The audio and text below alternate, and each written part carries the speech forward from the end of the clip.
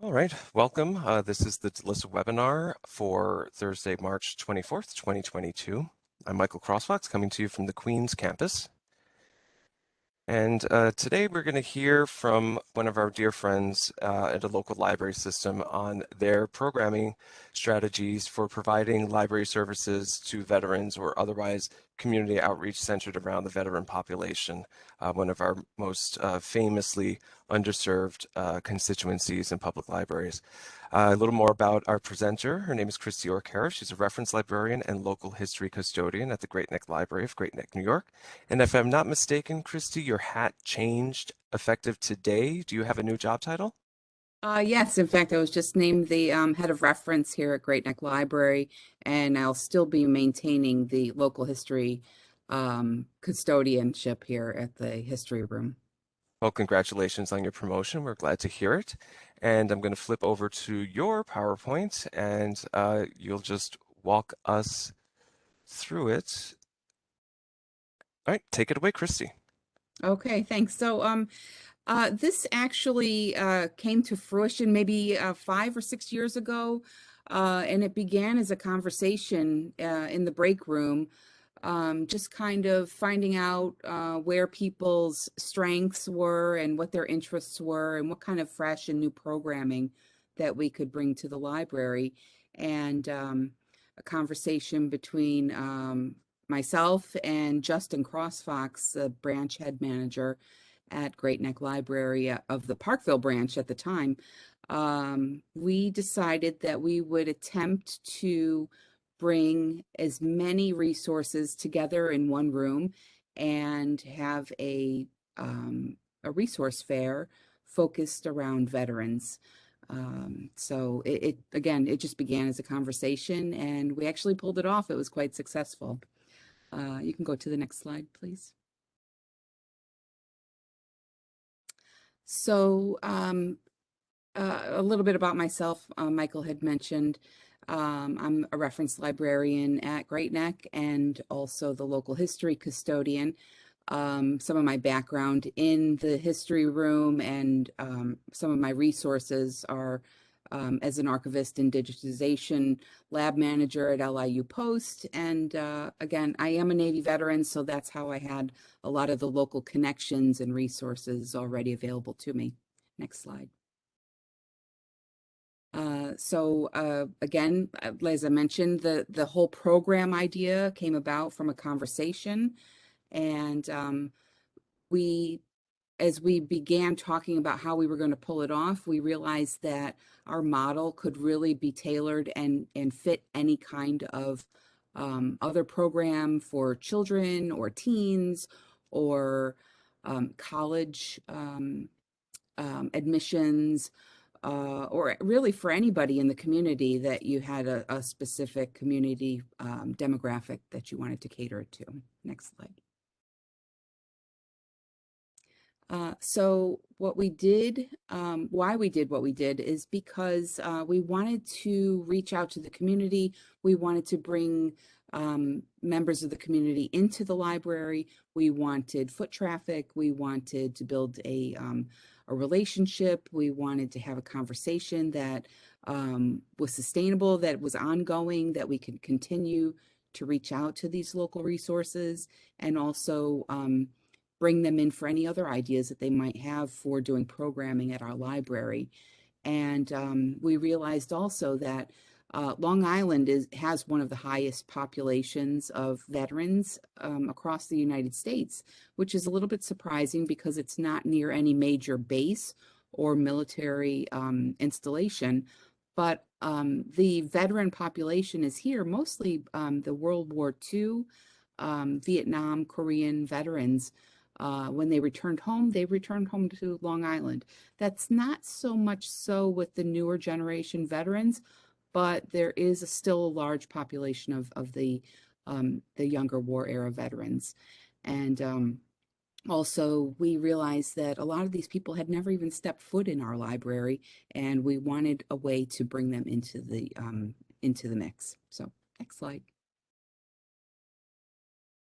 The timeline for something like this, and I have to say, we only gave ourselves 6 months for this, but realistically, and we decided that if we were going to do this again, we would want to give ourselves a year or more in planning.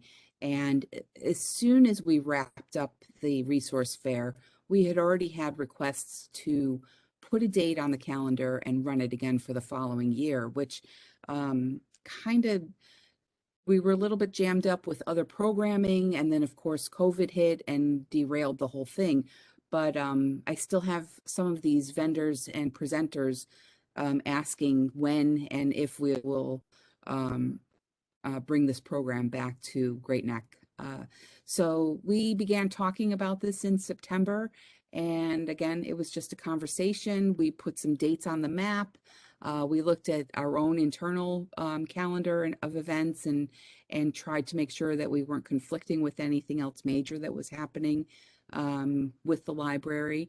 And then we began sending out emails asking if people were interested. You know, what kind of feedback were we getting? Would we have physical presenters? Would we have people who were just going to send in flyers and marketing pamphlets? And we got a really great response initially. And the dates, we did find that the dates were a little bit conflicting with a lot of the presenters because we chose a date that was too close to Veterans Day. So a lot of the organizations and vendors were committed to other events, or our event seemed a little less important to them. That they would be able to reach more of the veteran population if they had chosen a different event to attend. So we began to solidify the dates and follow up with everybody, keeping everybody in the loop, what was going to happen, assuring everybody that we were still on, it was still a go, and also keeping the other vendors informed of who else had signed on to attend. Other vendors, we had one vendor request not to be tabled next to another vendor because their services were so similar. And we also had a couple of people request to be next to certain other organizations because their services complemented each other. So we just kept everybody in the loop and constantly sending out emails and updates with everybody. And we, again, asking for people to donate refreshments and giveaways and stuff. I think we waited a little bit too long to do that. We had some local vendors and businesses who were happy to help, even with the short notice that we gave, which was a month out, but that was still a little too short notice for some people. So we knew right away that we would have to start a little bit sooner, reaching out to asking for donations, refreshments, or other giveaway stuff. Next day. At Parkville, the Parkville branch, it is a spacious room, but the space was limited, and this was pre-COVID, so we weren't restricted by space exactly or social distancing, but we did have to keep in mind that the room was small and that the people that might be attending could be in wheelchairs. They may be using a walker or walking with an aide, a nurse or an aide, because some of the veterans are older population in the neighborhood. So we had to make sure that we had a sufficient walkway between all of the vendors and the walkways and the areas around all the tables. So we just kind of walked it out, measured it out, did a site, how many tables could we fit in the room comfortably, and then that way we knew how many vendors that we were able to secure. Next slide. We made it a little fun. We didn't go crazy with the budget for decorating. We did put some balloons and some streamers, of course, red, white, and blue. That's always an honorable thing. We just bought some simple dollar store things to decorate the room, and again, we asked for some of the local bakeries and store and businesses to donate some of the refreshments. Next slide. We used what we had. We promoted some of our own collection. We brought out some of our DVDs. We brought out some books. And we were also ready to talk about some of the others, sell some of the other programming that we had going on in the library, to let them know that, hey, we're just not about this. We also have all these other things that you might be interested. And again, we recognize that a lot of these people might have never been in the library before, and this was a good chance to let them know all the other things that we had to offer them. Next slide. So who showed up the big day? We were really worried because we're such a small um, a small place for veterans to show. We didn't know what kind of veterans we would have show up. We did not do a registration for veterans, which we should have, just to kind of have an idea of who was going to show up and how many people. So we did not do that, but we did have a good turnout, and some of the vendors were getting a little nervous because we didn't have a head count of how many people would come through the door. But at the specific time of our fair, the military exchange was opening its services to other veterans outside of active military. So veterans who were not retired were going to be allowed into the exchange. I'm sorry, to shop online with the exchanges. And so this was a great way for them to promote their services, and they were happy to stop by and get their publicity campaign rolling with the local community. Next slide.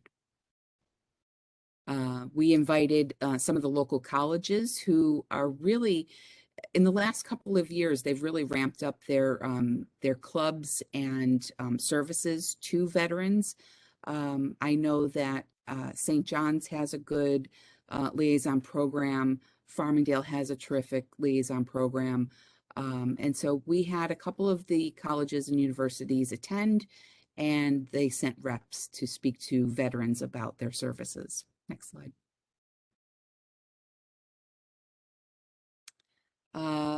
Interestingly enough, the local funeral director participated.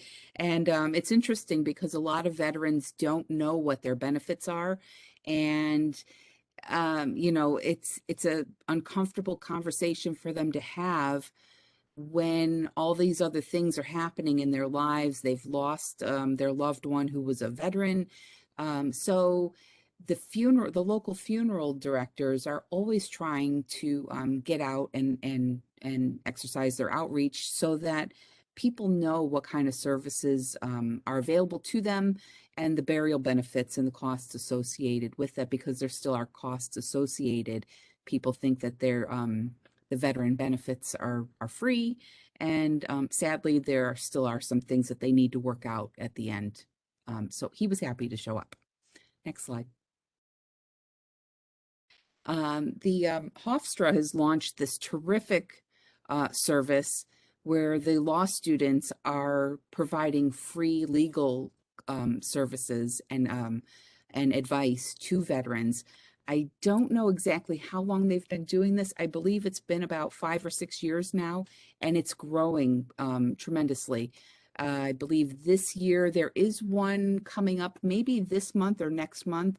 They did move their services to a virtual clinic this year because of COVID, but it's going strong, and they're always happy to send the students out to do some outreach. Next slide. Veterans from the local VFW, American Legion, the auxiliaries, they're always happy to get out. If you invite them, they will show up. Of course, they're sadly suffering for membership, and they're always looking for new members and to talk about all the great things that they do and give back to the local communities. Next slide. Agents from the local insurance companies stop by because they do have specific services tailored to military and veterans. So they stopped by. They were happy to share some of their services. And I believe these two guys were from competing companies, but they were friends outside of work. So they were happy to sit next to each other. Next slide. Merrill Lynch stopped by. Merrill Lynch and Chase, interestingly enough, has a tremendous service for veterans.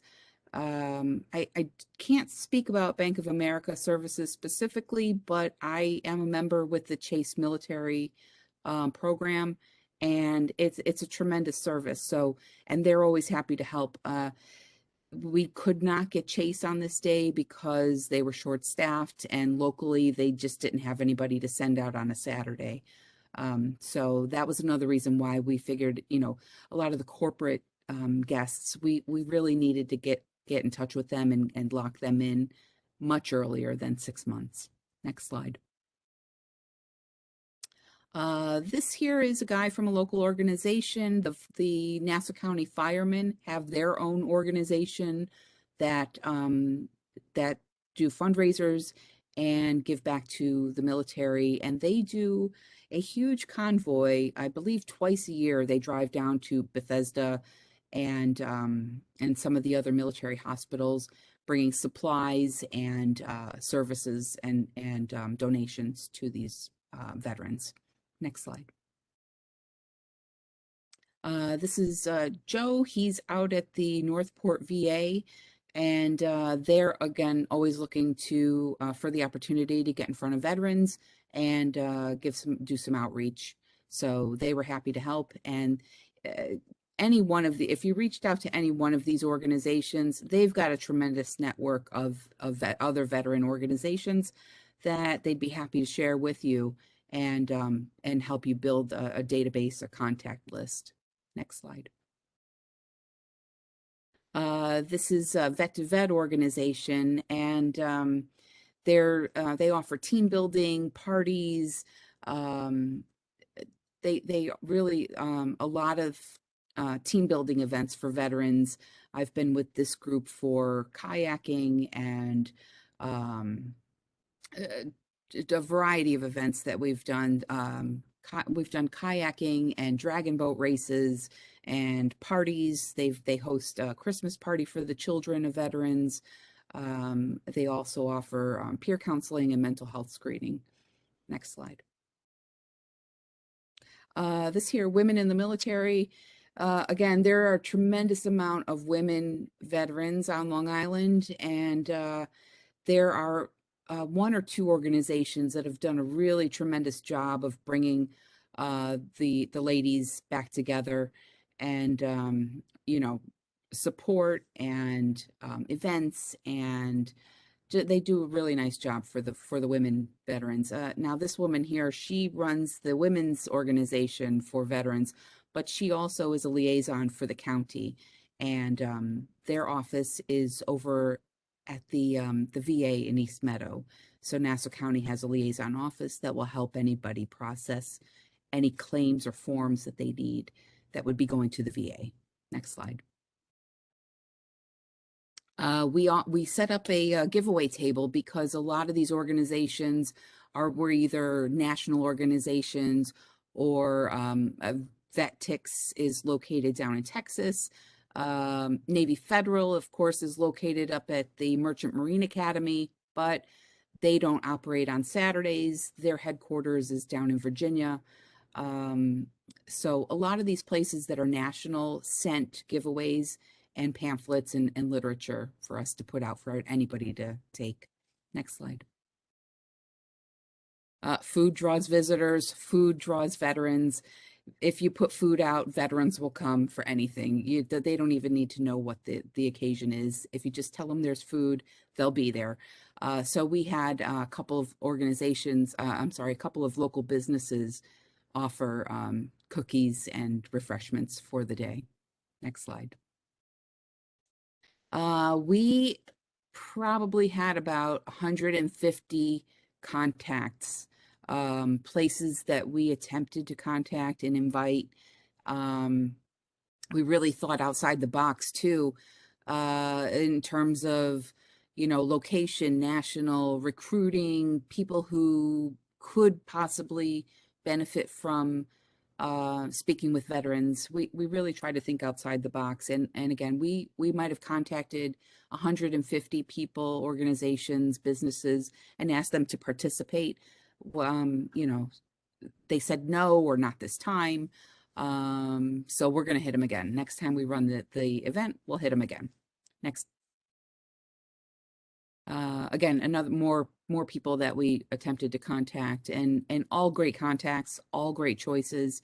It just it was either bad timing or staffing issues, or they didn't have any interest in participating in our hyper local event. Next slide. What didn't work for us? Again, the timing. We wanted to honor veterans and do it close to Veterans Day. We ended up picking a date that was too close to Veterans Day. So if we run it again, we would go a month earlier or a month later. We are a small community branch, so we had a little bit of parking confusion because of the parking situation, and it's shared with a public school. We were unable to get an accurate head count for statistics because we attempted to make it a single entrance for the fair, and that kind of went out the door once we got moving, and we're worried about other things going on, with the event and setting up the vendors. So we didn't really get an accurate head count for this, which we would make a better attempt to do next time. And also more lead time for the donations from corporate vendors. For any event that you're running, a lot of the corporate vendors need a month or more because they need to send the request up to their corporate office and get approval and then send everything back. So they need a lot more lead time than some of the local businesses. Next slide. Other obstacles we found, community business involvement. We really wanted the local businesses to get involved, and it was a little bit of a hard sell if they weren't directly related with veterans. They didn't really understand how their outreach might be received by veterans or what the benefit would have been to them. So we would just want to try to upsell that a little better. And the town and local government officials needed a little bit of harassment because they were kind of, this was a great opportunity for them. Of course, we did get some local officials come out for their photo op and to shake some hands and meet some of the veterans. But we found that a lot of the bigger government offices just weren't that interested in coming out on a Saturday. Next slide. And don't forget to thank your guests and let everybody know where the donations came from. Everybody loves free publicity. So we put signs up letting everybody know where any of the donations came from. And if you're doing any press releases to the press or on your Facebook or social media, always mention the donors. They love that free publicity, and it's a nice way to thank them and appreciate what they've given. Also, make sure you follow up on the with library letterhead. Everybody loves to get mail. Everybody likes to get a printed thank you. So handwritten note or something from the library letterhead is always appreciated. Things that we heard from our vendors and patrons, our signage wasn't that great. Again, it was our first run at it. We did the best we could. We did have signage, but it wasn't enough. People drove past the library because they weren't completely sure where we were located.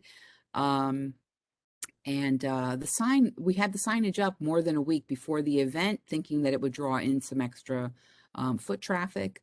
But we just need to maybe revisit the placement and the lettering. Next slide. What we'll do different, again, a sign-in sheet or some kind of way to measure who was there, and also to send future invitations or follow-ups. We also would have probably liked to get the teens involved doing thank you letters or bracelets or posters or banners for the event. And also, we would have really pushed more for the local officials to attend because, again, they love photo op. Next slide. When you're doing your event, do consider ample parking and, like I had mentioned earlier, handicap accessibility, because some of these veterans are in wheelchairs or, again, using walkers, canes, or walking with an aide, a nurse.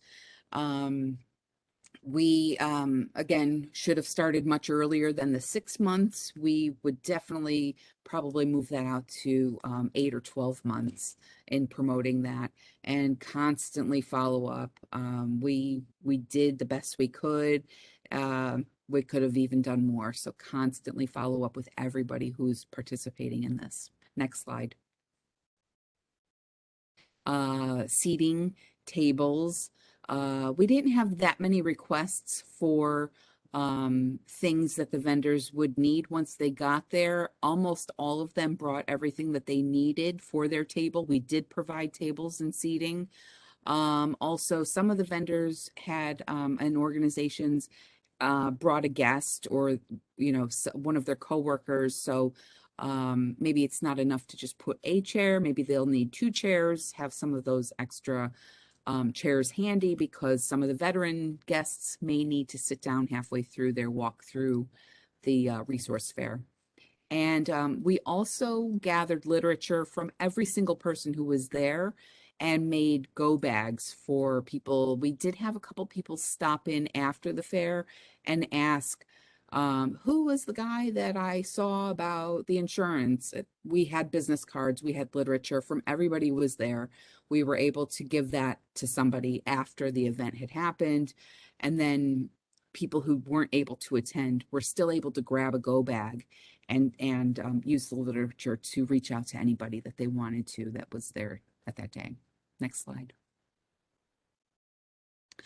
So recently, this prompted a conversation with libraries across Long Island. I asked, what is everybody else doing? What has everybody else already done?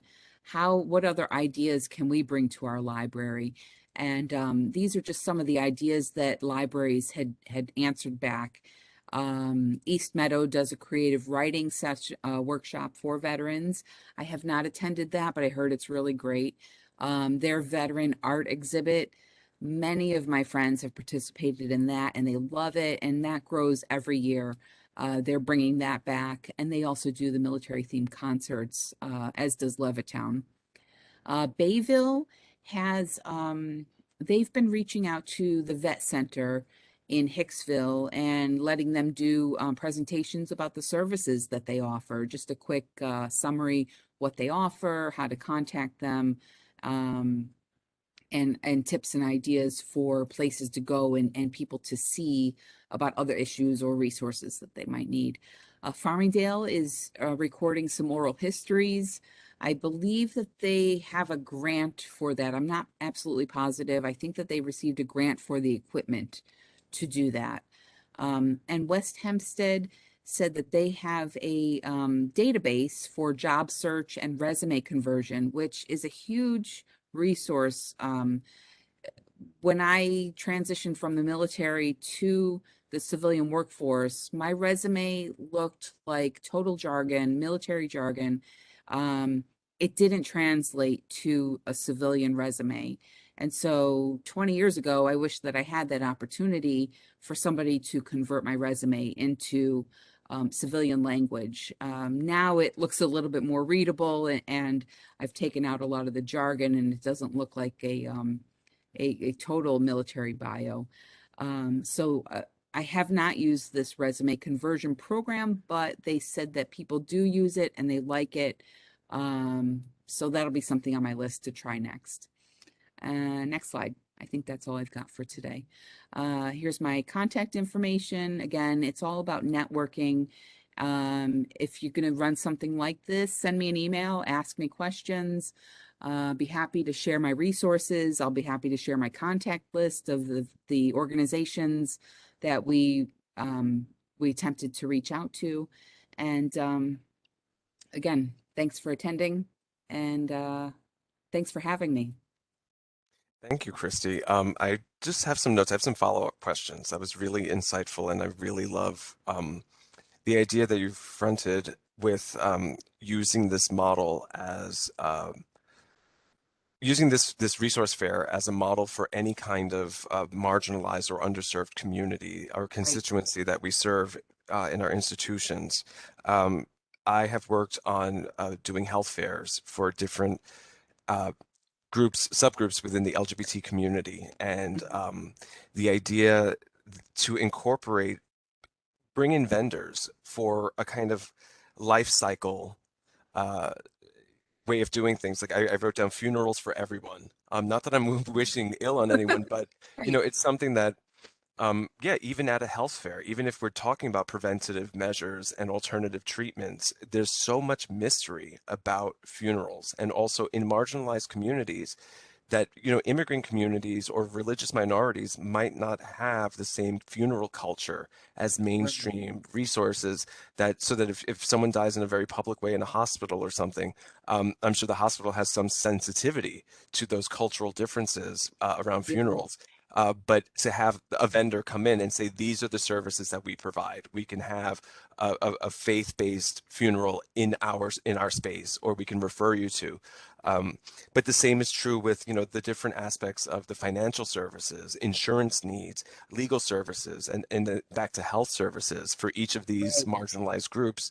So I think taking a life cycle mentality with you, it happened almost organically, or did you intend to have all of that?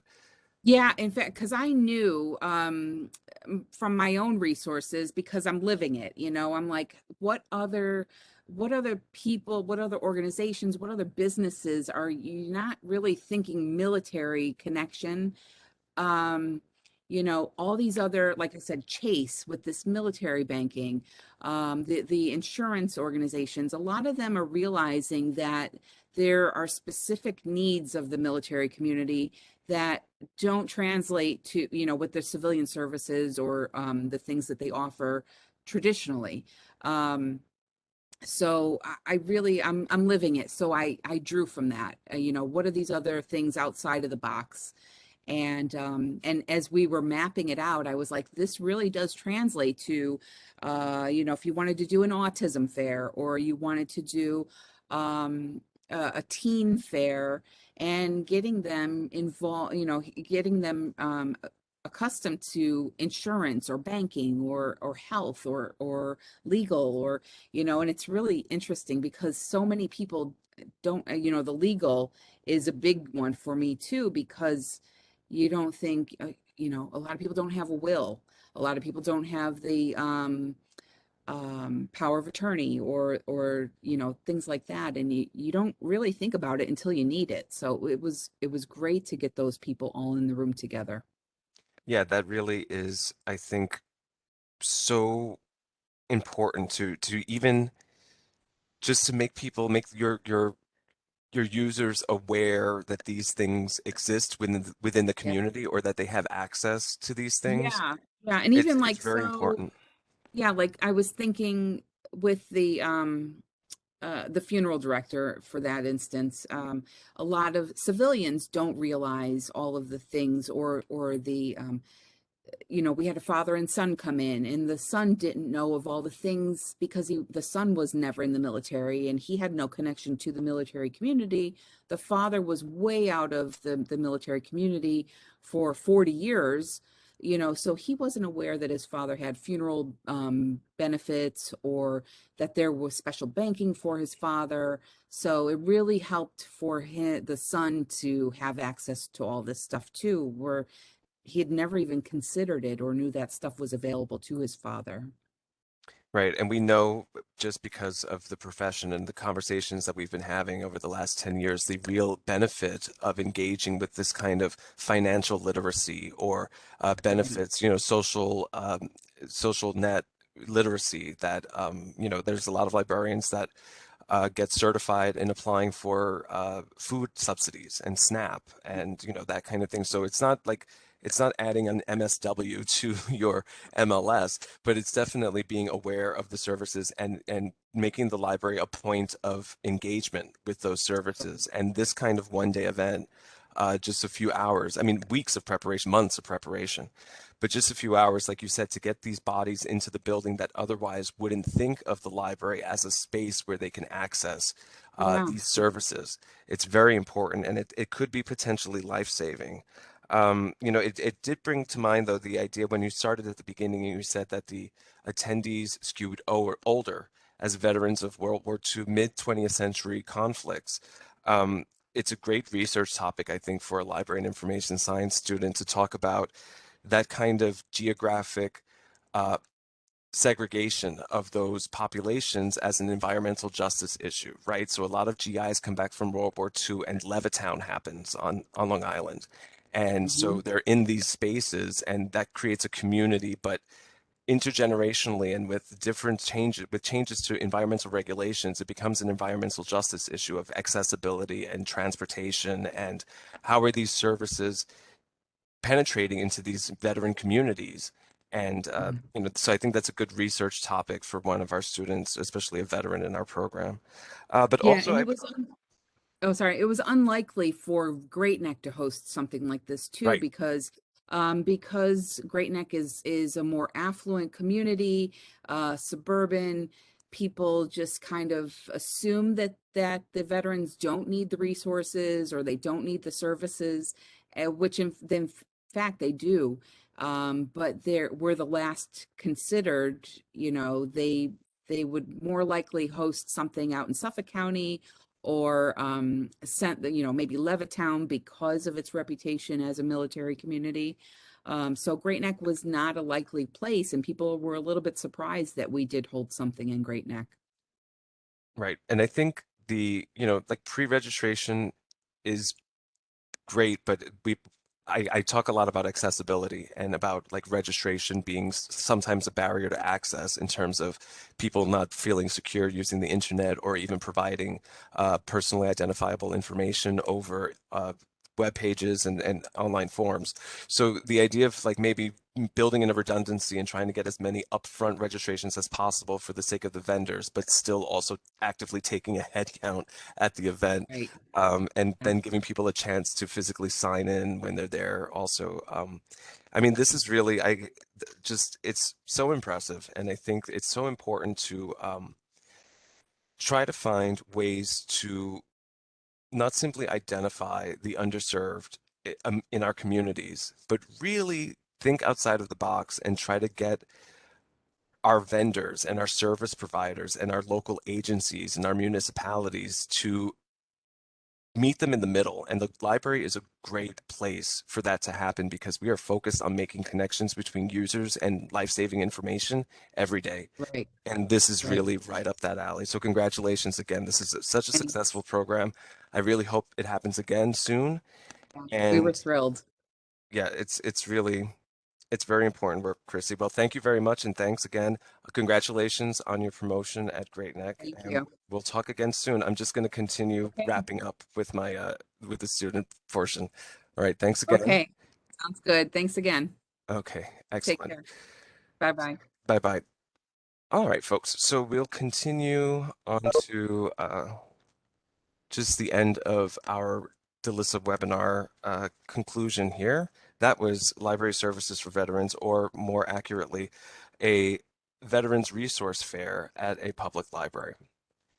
Any students currently enrolled in DLIS who are interested in forming a mentorship relationship with a recent graduate of our completely online master's program can email dlis@stjohns.edu for more information.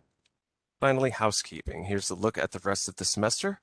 We are currently in our DLIS advisement period.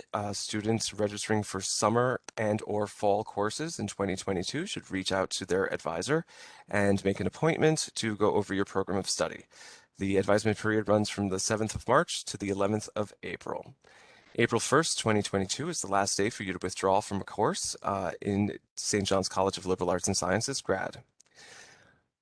Speaking of St. John's College Liberal Arts and Sciences grad, our online registration period opens on April 6th. That's when you'll take the registration form, program of study analysis that you've gone over with your advisor, and log into UIS and register yourself for summer and or fall courses. Finally, students trying to get out of my clutches this May 30th will be submitting their e-portfolio for faculty assessment for a May 30th, 2022 degree conferral. Students who have completed all 36 credits in the MSLIS are welcome to submit. You should already be enrolled in LIS 105, and you should have already begin building your e-portfolio. And that's the end of today's webinar. Thank you for viewing, and we'll see you in a few weeks on, oh, I left that off of the housekeeping. April 7th, we're going to hear from someone talking to us about mindfulness in the online grad space. So thanks again, Michael Crossfox. Have a good evening.